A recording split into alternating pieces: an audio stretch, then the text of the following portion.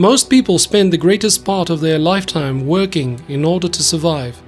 And if they have any little freedom left, they get frightened of it and seek out any and every means to get rid of it. Johann Goethe, The Sorrows of Young Werther. Power available per worker and industrial efficiency have grown by an order of magnitude over the last 1.5 centuries of human history, whereas the population of the Earth has grown by 7 times only. Such significant changes in the area of engineering and technology are caused both by transition from the use of mainly muscle power of humans and animals to the use of technogenic energy, and by extremely rapid scientific and technological process. Then why does not the great increase in production efficiency reduce the working hours, and people still have to work more and more to make both ends meet and to save their consumer status? To provide a substantive answer to the question, one should understand what challenges the humanity is faced with. Fundamentally, there are 2 such challenges only. The first challenge is to provide conditions for survival and evolution of the biological species, which means to provide an acceptable standard of living. The second challenge is to realize and accomplish the purposes for which humanity is placed in the biosphere. For each person, it means that cooperating in joint activities, he provides his family and himself with sufficient amount of food, clothing, shelter, and other necessities of life. When these basic needs are satisfied, a person should have enough time and facilities to educate children, to be self-developing, and improve the society. Based on life experience, the most efficient duration of the working day should not exceed 4 hours. If a person is occupied for 12 to 15 hours a day in industrial sector, like in China at present, such pace of life can be withstood only by young people, and for no longer than 2 years.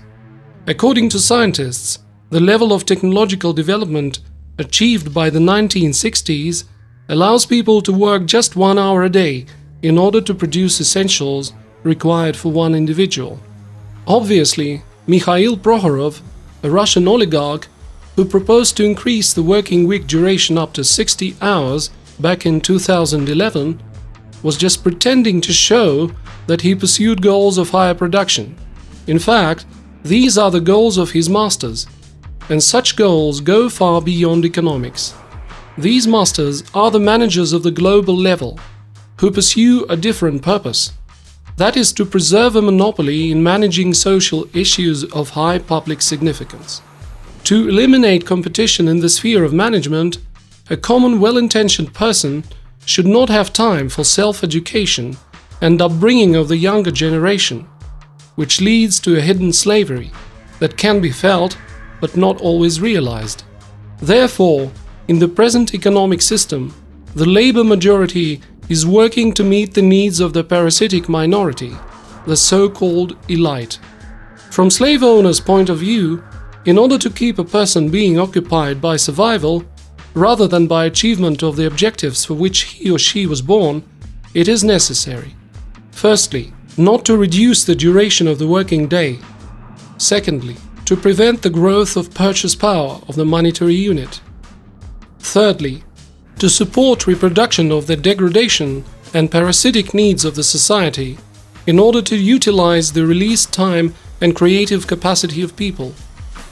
Fourthly, to get rid of unusable and undesirable elements of the society on a timely basis. Point 1. Not to reduce the duration of the working day. At the beginning of its development, humanity should reach the level of production allowing to meet the vital needs of most people uninterruptedly. When the vital needs of the majority are satisfied, the collective and individual labor becomes the means to maintain this living standard, and the time and resources released therefore should be aimed at the achievement of the objectives for which the mankind actually came to life on planet Earth. The reality is that the organizers of the current world order are managing by tracking the trends which take place in society. They do not have an army of their own and a well-developed administrative apparatus, but due to the possession of cognition techniques and methods, they are able to get into any sphere of human activities. They support those human activities that fit into their concept of management and try to suppress those that do not. With this, they are similar to a gardener who waters, trims and grafts a fruit tree. Let's see how the activity of the gardener, whose task is to perpetuate a full occupation of a man and therefore to prevent humans from fulfilling their purpose on earth, has been manifested in the global historical process. Currently, some scientists have identified three main stages of technological development of society. If you look at them through the prism of a full-time occupation, one will be able to see the stages of a latent slavery system, rather than the stages of the society development. In agrarian society, most people were employed in the agricultural sector, with the domination of muscular power of a man and an animal. Implementation of the full-time occupation became possible through the introduction of, firstly, inefficient farming with the use of a moldboard plough, which resulted in crop yield reduction, whereas the growth in technical equipment was designated for the extension of the cultivated areas only, in order to feed the growing population. Secondly, the cattle breeding on a commercial scale and in a private farmstead, which guarantees clock-round and year-round employment, as an average production cycle here equals to 60 to 12 months, and management of personal household requires daily employment, without the possibility to leave the farm to anyone. Even if meat is one of the food types for humans, this type of food is not optimal in terms of resource intensity and time consumption. But the science and technology have evolved, which leads to increasing production. Society started to move from natural economy and barter to commodity production and trade. By the 19th century, population growth rates were much higher than the rates of growth of agricultural lands and livestock. So people had to move to a new way of life, which was called the industrialization. In the industrial society, the globalizer gardener has decided to support the tendency to create an artificial environment, the technosphere, where the development of technology and population should be manageable. To control the spread of techniques and technologies, the historically formed academies of sciences and the law of copyright were invented, allowing for an exclusive access to knowledge. To control the population, most of its part must be concentrated on limited areas, where it is easy to take advantage of people and coin the money during the natural degeneration caused by the living in artificial environment. The problem to ensure a full-time occupation has been solved by directing the potential of society that gets disengaged in agriculture to the support of vital activity of the technosphere that is constantly getting more and more complex. When the production level became higher than the level of potential consumption due to the technological development, then came the need to invent artificial human needs and reduce the service life and technical characteristics of the output products, implementing the system of intentional obsolescence. Then the society was transferred to the next stage of the so-called development, post-industrial society. Now, when in a certain industrialized part of the world there are plenty of stable functioning networks such as communication, transportation, electrical networks and others, as well as entities that provide services, the problem of employment of local citizens is solved by the need of keeping them in good working condition. The project of globalization can move forward. The bulk of industry moves to another part of the planet where the society is at the agrarian stage of development. That happened to Japan, for example. When Japan had developed a total infrastructure required to ensure a full-time occupation for the local population, it was given the status of post-industrial country, and industrialization was exported to other countries in Asia. We can see that no matter how the mankind would improve their technosphere, with no release of time for personal development, a man is doomed to survive without realization of his mission on the earth. Realizing this, Joseph Stalin, when answering a question related to the conditions of cultural advance of society, wrote the following in his book titled Economic Problems of Socialism in the USSR. It would be wrong to think that such a substantial advance in the cultural standard of the members of society can be brought about without substantial changes in the present status of labor. For this, it is necessary, first of all, to shorten the working day at least to 6 and subsequently to 5 hours. This is needed in order that the members of society might have the necessary free time to receive an all-round education. But in the West, which was deep in the mire of latent slavery, there existed different approaches. From shooting the demonstration of American workers in May 1886 for their claim of an 8-hour workday, to John Maynard Keynes, who blurted out the ideas about the free time for the elite. Being a wealthy man, he, Gesell, could devote the last decades of his life to the two most delightful occupations available to those who do not have to earn a living. Those are book writing and experiments in agriculture. Point 2. To prevent the growth of purchase power of the monetary unit. Cash purchasing power is the ability of a currency unit to be exchanged for a certain amount of goods. Accordingly, the purchasing power of salaries, pensions or aids is the amount of goods that a person can buy for his income. To keep a person in status of struggle for survival, not allowing him to achieve the goals for which he lives on the earth, there are two basic types of tools in all types of societies. The first tool, central bank. Central banks are closed corporations of bankers and moneylenders and serve as instruments of supranatural governance. They are not controlled by the governments of the countries where they locate, and the main means to achieve their goals is crediting and interest. In 1906, a general of Tsarist security services, Alexander Nechvolodov, wrote in his book entitled From Ruin to Prosperity about the sociological doctrine made out for the bankers by their masters.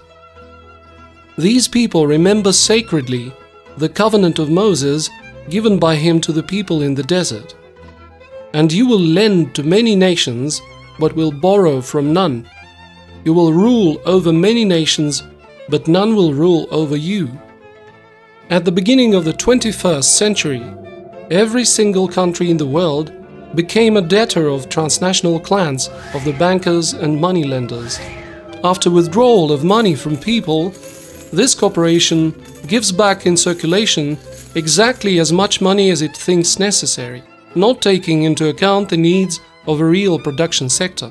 When these algorithms come to food and shelter, the society is subjected to financial and economic genocide. But history knows examples of other views on usury. For more than 1,300 years, usury has been explicitly denied in the Quran.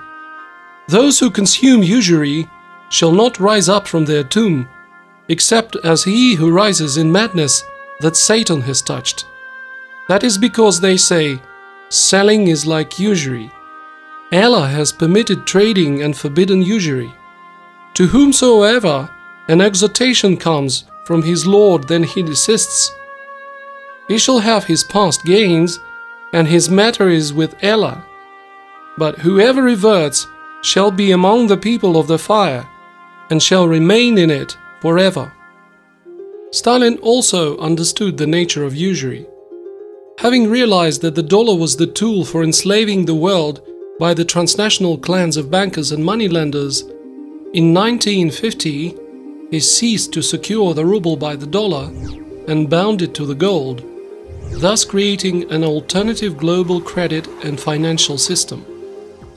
The second tool, the media and the existing culture, impose its own level of consumption upon every stratum of society.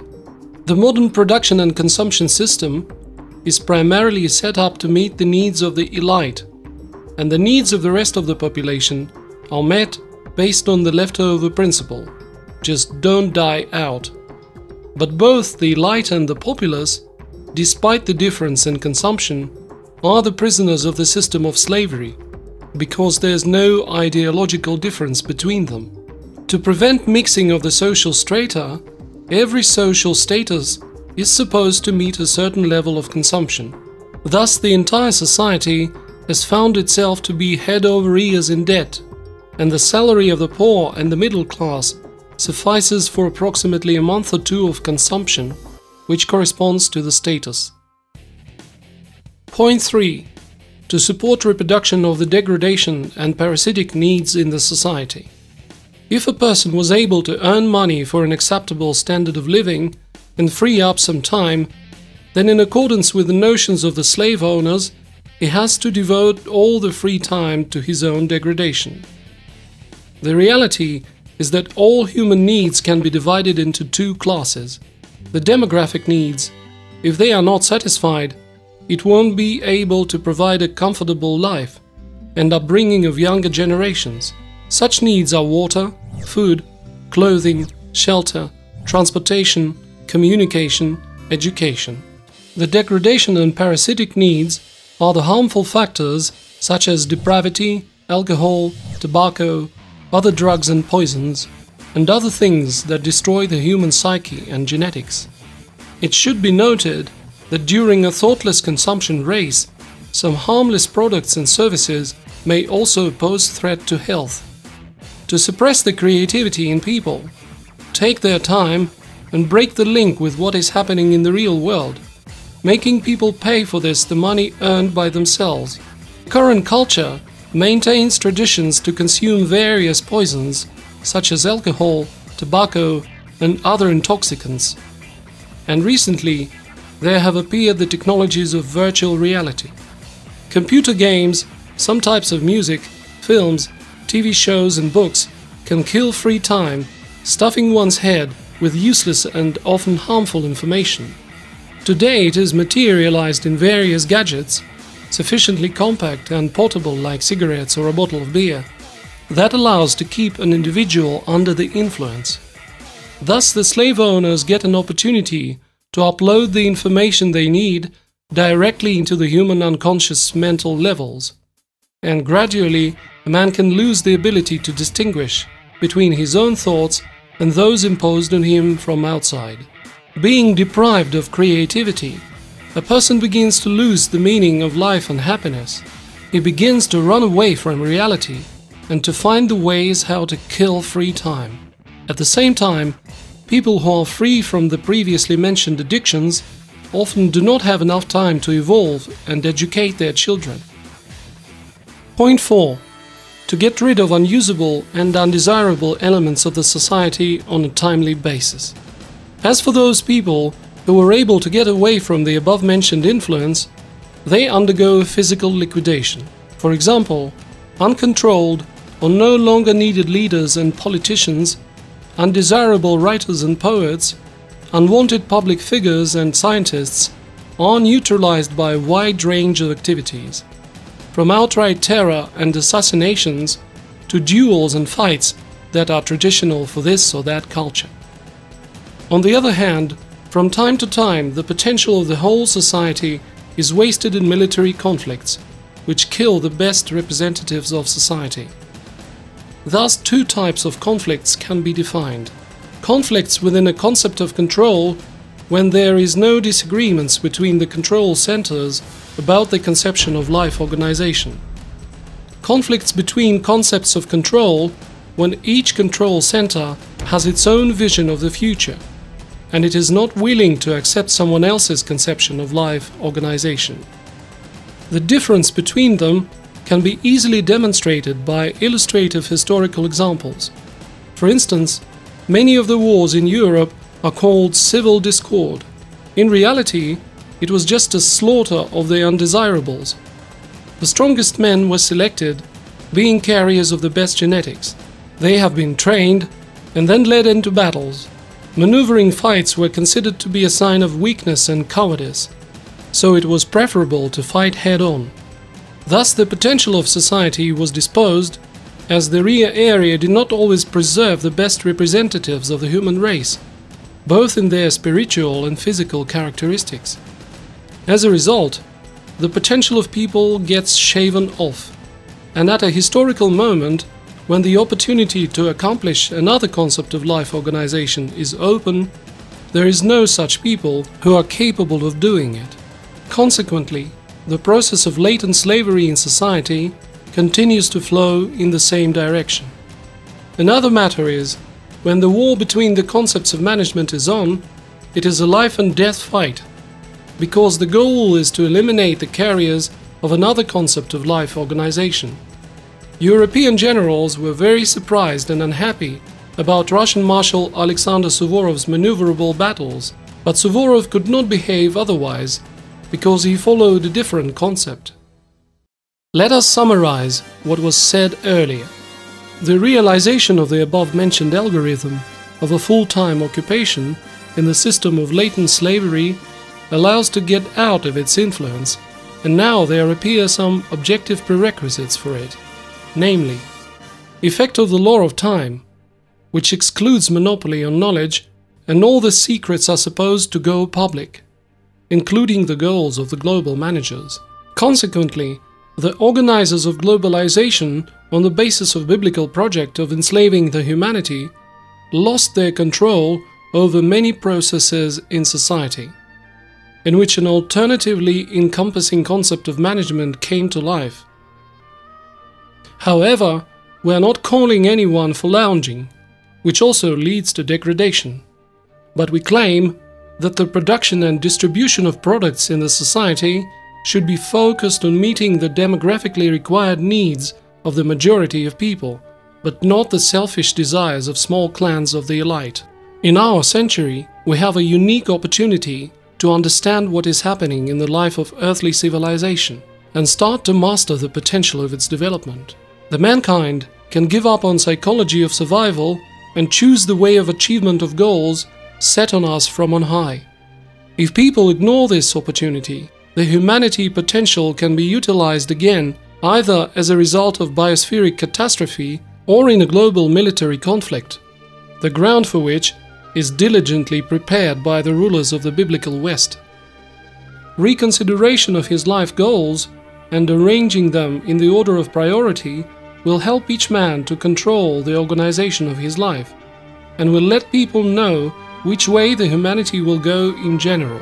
Either the way of survival in fight with the biosphere of the earth, or the way to provide demographically required needs to everyone, followed by the development of the capacity to achieve the objectives for which the humanity exists on the earth. Humans running through their lives, sparing no feet, home and work, work and home, making their ends meet, taking days off for more breathing, holidays for run, aging, pensions, breathless living, is it where you run? Were you born for these intentions? Did you live for this? Waited hopefully for blessing, studied, dreamed, believed? If you did not, then slow down. Take time as you can, and start over being righteous as a brand new man.